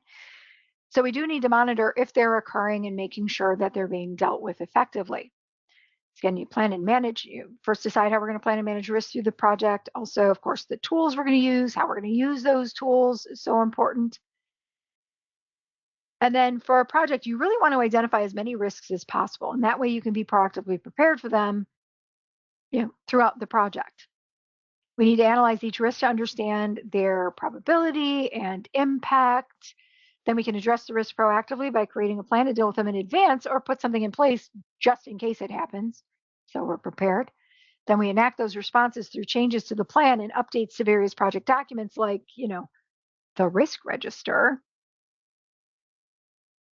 And we need to have the risk owners monitor their assigned risks and enact any contingent responses if needed, or contingency plans if the response they did enact wasn't effective. Then we're going to report on the current state of risk on the project. That typically comes out as a risk report. Section 3 of the guide is tailoring. And tailoring is how we adjust what we do on a project based on what's unique about the project. So it involves being aware of the project's context, goals, and operating environment. You can include any of our competing demands on the project. And some of the aspects you would want to consider tailoring would be your project lifecycle and development approach, any of the processes you're using, levels of engagement, the tools, methods, and artifacts you've decided to use. And the PMBOK gives us a 4-step framework for tailoring across a project. We first tailor the development approach. So we decide, by understanding like how much we can know about the project and the delivery cadence required for the project, that can help us to decide and tailor a development approach, especially if we're going hybrid. Then we'll tailor for the organization. So we'll tailor the organization's, procedures and templates based on, what's unique about our project. Then we'll tailor for the project. The most obvious example here is the size of the project, because a very small, straightforward project is going to require a different structure than, a very big, long-term, expensive project would. We're going to tailor for the project. And then we will continue to utilize the tailoring process throughout the rest of the project with the goal of continuous improvements based on what's unique about the project. We also need to think about the product or the deliverable we're creating and where we might need to adjust our approach and any team factors that might need special handling or consideration. We also need to tailor the project taking into consideration the context of the project management mindset, or how we look at things, about being proactive, focusing on ownership and value, and the 7 project performance domains that we support interactively through a project. So governance, scope, schedule, finance, stakeholders, resources, and risk. Section 4 presents the inputs and outputs that have shown up in all of those processes, and it does it alphabetically. So if you're looking at a process and you're considering using it, but you don't quite understand what this input or output is about, you can go check it out. So you have a place that provides you some additional information. Section 5 presents tools and techniques, also shown alphabetically for the same reason. So if you want to understand a bit more about how that tool or technique works, you can check it out there. Beyond that, we have some appendix items, and among them, there's X2, which talks about how PMI looks at a project management officer, a PMO, and they have thoughts that you need to kind of get behind so you can answer questions correctly on the test. They also have included an appendix for artificial intelligence. And if you remember, PMI has their own AI. So PMI Infinity, it's free to PMI members, or you can pay to access it. It's been trained in project management, but there are also considerations around AI that PMI has kind of put out into the world about AI and how to maybe best utilize it on projects. And then procurements. Back in the day, like the previous PMBOK, procurements was its own area. There's its own knowledge area. It was its own performance domain. But ultimately, procurements isn't something that we do. Like, we have to support it as it relates to our projects, but some other place does it, like your purchasing department or your procurement department. So they've decided to make it an appendix rather than like a performance domain, because we don't perform it, but we do need to be a part of it. And we are going to be talking about procurements in kind of a practical way when we get into the PMI materials. But if you want to find more information, it's now an appendix. Appendix item, which brings us to the end here. So Carl, you had a question, and I may need to step back for it. Carl? Yes, I'm here. I'm here.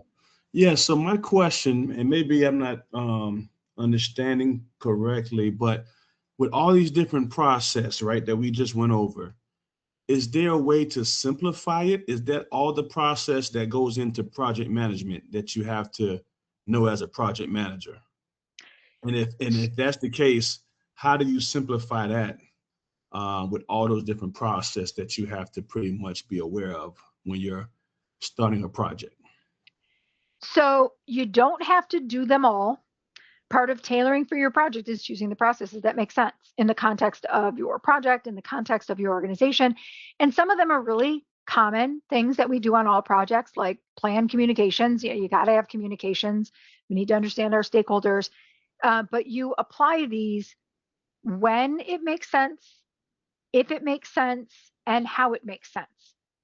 So in terms of understanding the processes, I don't think you're going to have to memorize them. We don't have feedback yet on how much of a memorize-y situation there's going to be for this test. The prior test, if it follows what we've been seeing over time, the prior test did not require memorizing anything, just being able to apply it. So that's really, I think, the most important thing, like understand the focus areas and what they intend to do. And then from there, the processes that line to performance domain starts to make quite a bit more sense. So I think it's easier to consider processes based on focus areas, previously referred to as process groups, if you've heard that term, because then they make common sense as something we would do kind of at this stage of a project, but you don't have to do them all. Okay. Yeah, you create them, you do them the way it makes sense. But it's just good to be familiar with like, for example, I would go back, you have the plan financial management process, you have the estimate cost process, you have which you're going to do anyway. Like, have you ever done a project where you had to track spending? Like, did you ever not estimate costs? That's true. Yeah.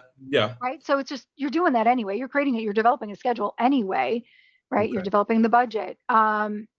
I didn't do costs for years because I worked in operations and we were just considered cost of doing business. So I never had to deal with money, but I definitely got, comfortable with how in our organization we developed the schedule.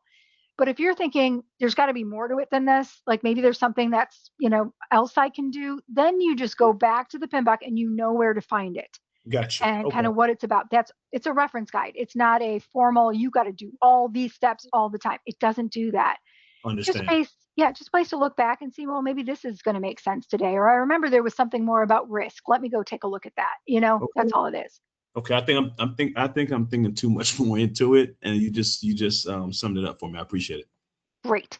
I struggle with that too, and a lot of people do, especially when they throw that mapping out there. Like, how do I use this in a practical way? Well, you kind of don't. It's like there's no structure for using it and we want that structure. We're just not going to get that structure from that. So it's applicable to however, it's a practice, right? However you want to apply it based on what you know, based on your experience, your knowledge, your organization. Somebody asked, when will we know if the new test will require memorization? I'm going out on a limb here and saying it won't, because it doesn't make sense to go back to that. Because when I took the test 20 years, and Elizabeth, I see your hand up, just give me a moment. When I took the test 20 years ago and I had to memorize everything, I walked out of that test as a PMP not knowing what the heck to do with that. Like, okay, so I have all this stuff in my brain. What do I do with any of this? By having to understand how to apply and analyze situations, apply these good practices, you're going to leave the test knowing how to use it.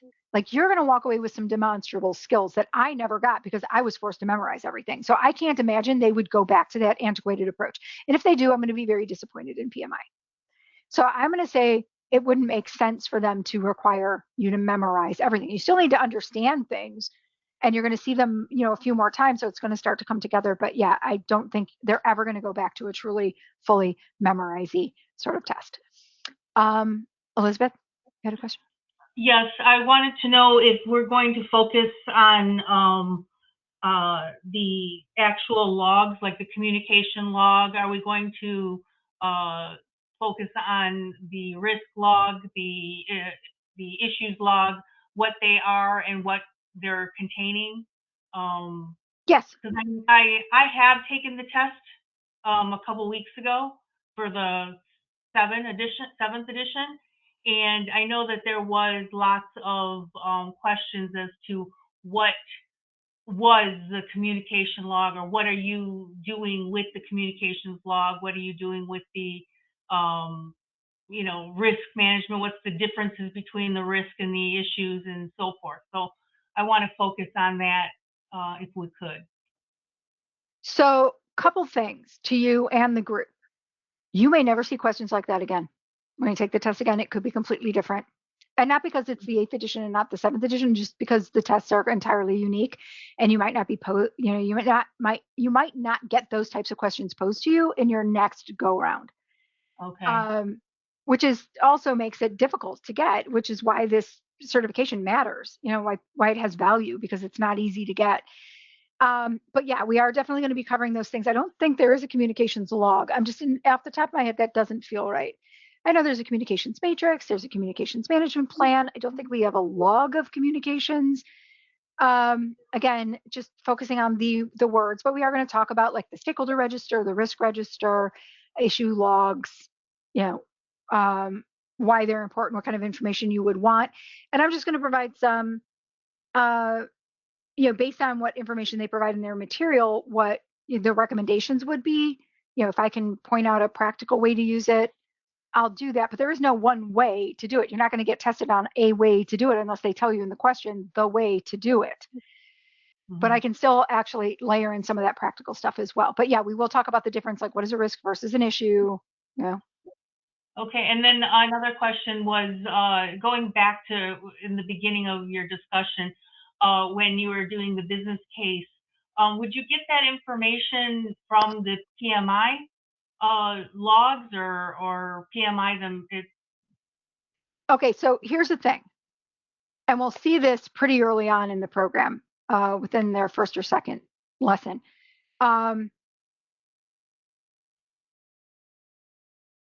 PMI is not involved with the business case, because the business case is just the organization saying, hey, I've got this need. Will you give me money so I can fix the need? That's all that's happening there. And it's based on what the person who wants it, that recognize that need, what they want. And we will talk about the business case and what it has in it and kind of where it happens. So it's not involved in projects at all, because it precedes the project boundaries. And when we talk about, PMI-isms, that becomes part of the project boundaries. We still need to understand why things come into the mix of projects. So we will talk about the business case and those sorts of things and the benefits management plan. But ultimately, it's not related. It's not a project yet. It's just a business person creating business documents. Until they agree to put money into it, then it's a project. And that's where we get involved. So we will be talking about the things outside of the boundaries as well. So what I need to do now, because we're running out of time, we're going to do an activity together, and everybody is required to stick around for the entire activity. We can get it done fairly quickly. But let me share the activity. So what we're going to do now is riddle time. We're going to have riddle time, y'all. We got to do it pretty quickly. So I do have I want to explain what riddle time is, and then I want to give you some ground rules about riddle time. So what I want everybody to do now is raise their hand. Let me know you're ready for the rules. You're ready for the information and the ground rules about riddle time. So we're going to need to get through it as quickly as we can. So just looking to get everybody to raise their hand. Perfect. So I'm going to put the hands down. So what's going to happen is I'm going to tell you a riddle. And then I'm going to give you all of 30 seconds to post some sort of answer in the questions area. Now, if you know the right answer, certainly do that. That should be pretty easy. If you don't know the right answer, you got to post something. You can try to be entertaining. You can just, I'll take emojis if you can figure out how to do them. I'll take punctuation at a pinch if you don't know. But everybody's got to respond something within 30 seconds. And then we'll talk about it. There are lots of things to understand about riddle time. The ground rules are, I will tell you the riddle. I will not repeat the riddle, nor will I entertain questions. Nor will I entertain questions during the question answering portion of riddle time. Question that was posted, that's where. So the answer to the question that was just posted, right there. Okay, that answers your question. Good. Okay, so we've already practiced this, so everybody should know exactly where it's at when I say questions area. So I think we're good. So here's your riddle. Cannot delay this. We're going to run out of time. Or go late. I don't want to go late because I got something I got to do. So, as well as everybody else. Here's your riddle. You're a bus driver and you get to your first stop where 4 people get on and 2 people get off. And then you get to your second stop where 6 people get on and 3 people get off. And then you get to your third stop where 8 people get on and no one gets off. What's the name of the bus driver? So you all now have 30 seconds to post some sort of answer to that riddle.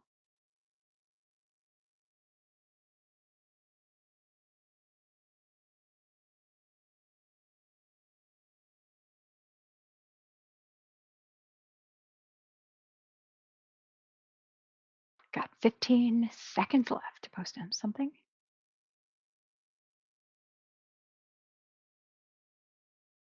5, 4, 3, 2, 1. Time is up. So, Louise, I'm not entirely convinced you could have done that in just a couple of seconds it took you to post that, but that's pretty interesting. I do like that. That takes thought. Are we allowed to see everybody else's answers? Nope. Nope. Okay. Nope, it's a questions area, which I think is helpful because then it frees everybody up to say whatever they think. So I need to explain the answer to this question. It's not as easy as just saying, here's the, answer to the riddle. But the answer to the riddle is your name, not the words your name, but whatever your name actually is, because the question was, what's the name of the bus driver? So a correct answer needs to be in the form of a name. So me, myself, those things don't work. It needs to be your actual name because the question, and we have to do these things very literally. So we're going to practice being very literal. So, and it's your name because the very first thing I said was you're a bus driver. So it's you. I see that some people, I want to ask this question. Raise your hand if you were writing down numbers or trying to remember numbers in preparation to do some sort of math. You thought it was going to be a math question. So raise your hand if you were thinking this was going to be a math question. Okay, that's nearly everybody. I think the people that don't raise their hand are the people that have heard this one before and they're like, oh no, I was totally ready for this one. In your defense, you didn't know what the question was until you got to the end. And I said, what's the name of the bus driver? So a lot of people get all bedazzled by the numbers that I'm throwing at them. And And then you find out that has nothing to do with the actual question that I actually asked. Now, I do know some people have done that because you've entered like a number as a result. I don't think there's anything new. Gus, I think I've seen before. My answer, my go-to is always Bob for some reason. I don't know why. But anyway, so again, practice in being literal. It's going to be your name. And we really can't answer a math question because even if the question was how many people are on the bus, the answer to that is there's no way to know that because not enough information has been provided. Why? Because we didn't know if we're including the bus driver. Are you included in that number? So not enough information. But regardless, it was name of the bus driver. So I started doing this riddle years ago to try to kind of like as a palate cleanser when I had space to do stuff, and I don't really get a lot of space to do stuff anymore. We will eventually, toward the end of the program, we'll spend some time doing some questions together, which I find to be really helpful. But this went on for what I think is an embarrassingly long period of time before I realized that not only is this one an oldie but a goodie, and the first one that came to mind with me for a riddle, and I just kind of went with it, subconsciously, I think it came up because this is actually how we're going to approach questions on the test. Because to be able to understand how to answer a question, you first need understand what the question is actually asking you before you spend your time in the weeds. Because quite often, as in this example, they'll give you a whole lot of information you don't even need to know to answer the question. And if you included yourself, it would be 14, not 13. So I believe. Anyway, so what you got to do, you got to read the last line first. And it's not always going to be as explicit like this one, like what's the name of the bus driver? Because if you had done that, if I had typed it out and put it in front of you, read the last line, you're like, oh, the only thing relevant to answering it is the first thing I said. I dropped hints along the way, like you get to your first step, you get to your second step, you get to your third step. So I was dropping the hints, but everybody was bedazzled by the numbers. So you need to read the last line first. If it's not explicitly stated there, you got to skim through for context. But reading the last line is at least going to give you an idea of where it's headed. Is it something that relates to what the project manager is going to do, or what the team is going to do, or what the customer is going to do? And is it going to be first or next or last or not, right? So get a sense of it, skim through for the context. Don't get bedazzled by the minute details, and then go back and pull out of it what is relevant to answering. Because at that point, when you understand the question, what's relevant to answering it should become apparent. Some other tips, I do not share this particular deck, so if you want to grab a screenshot of this, you can absolutely do that. Some additional tips, you want to read the entire question and all of the answers thoroughly. Don't just jump on the first answer. That feels right. You've got to do your due diligence and make sure there's nuance, trickery. Watch out for keywords. So the ones that flip it on a 180, like the excepts or the nots. Also the ones that are way too exclusive, like the always, nevers, musts. Like I always say never, because in a practice, which this is like medicine, it's a practice. Project management changes and we apply things the way that it makes sense, like right now for this current situation. So we're always practicing things. So maybe we never did this before, but now it makes a whole lot of sense to do it. So never say never. Read the questions and the answers all very literally. So start practicing that. Don't insert words that don't belong. Answer with only the information they provide you in the question and improve your odds. If it's, 4 possible answers, find the junk answer, the one that's either out of context or made up or obviously not correct. Right click it to strike it. Also be on the lookout for answers that mean the exact same thing. Like fishbone and Ishikawa mean the exact same thing. And if there's only one correct answer, it can't be both of those. So it's neither of those. But also remember, there are questions where they may say select 2, like which of these is a cause and effect diagram? Select 2, so Ishikawa. And fishbone would be the same. So we are at the top of the hour. If you got to run, don't forget to do your pre-read if you haven't done it over the weekend. Get prepared to talk about Agile on Thursday. It's all about the Agile. And you can exit if you'd like to. I can stick around for just a moment to answer questions if there are any questions that remain. Have I ever written out the question and everyone answered it correctly? No, because that would be, it's not really cheating, but the whole point of it is knowing that you've got to understand the question first, rather than getting stuck in all of the details that everyone was probably writing down because you couldn't see it again. You couldn't. So this drives the point, just to say it. Everyone would get it right because they would just like look back. And some people have asked me, can you repeat the question? Because they're feeling like they missed something. And it's like, nope, That's the point. You've got to understand what it's asking and then figure out what's relevant. So it's a little tricky, it needs to be tricky. So any questions? So if you got to run, feel free.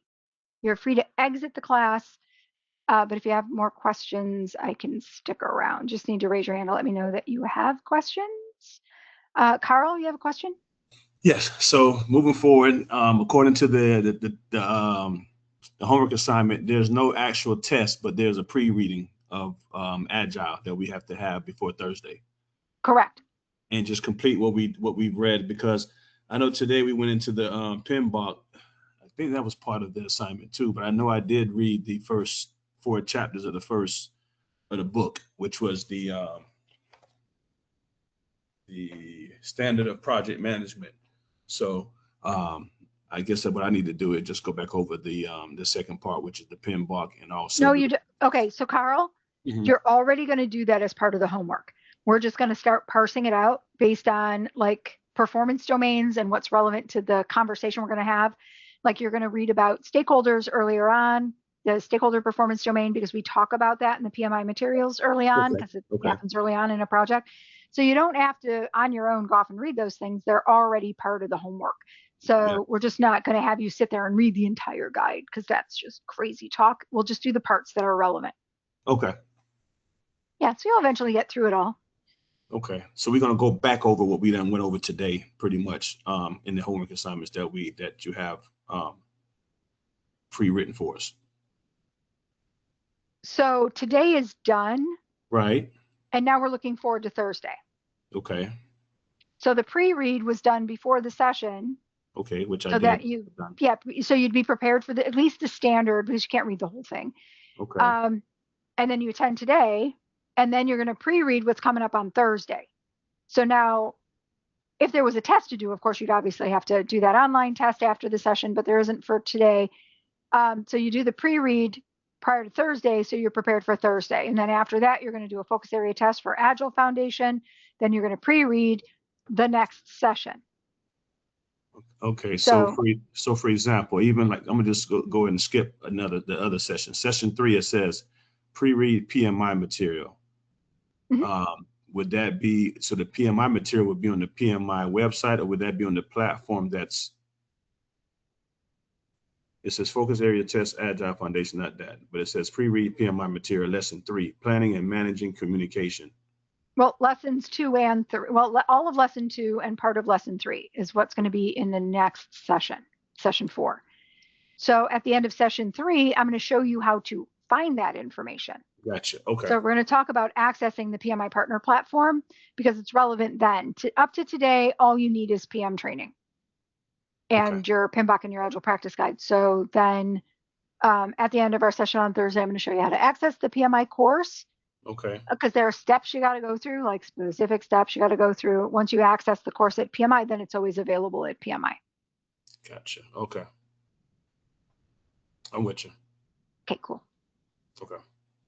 So yeah, so that's kind of how it works. So we're done with today. We're moving on to Thursday and getting prepared for Thursday. Okay. Let me see.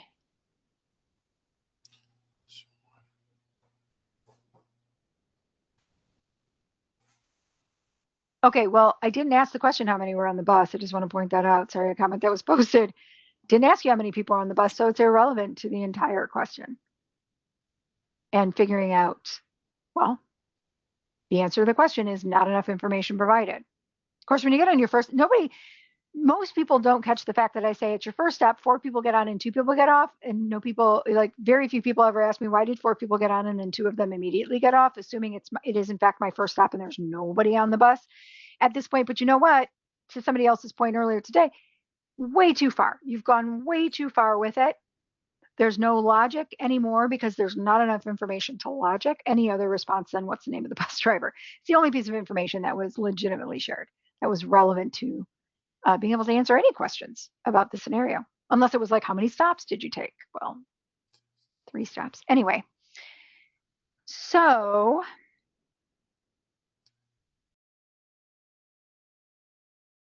Any other questions before we go? So at this point, I do need to run. I have to be places. All righty. Have a great middle of your week, everybody. See you back on Thursday. We're going to talk about Agile. So Thursday is Agile Day. Bye, everybody.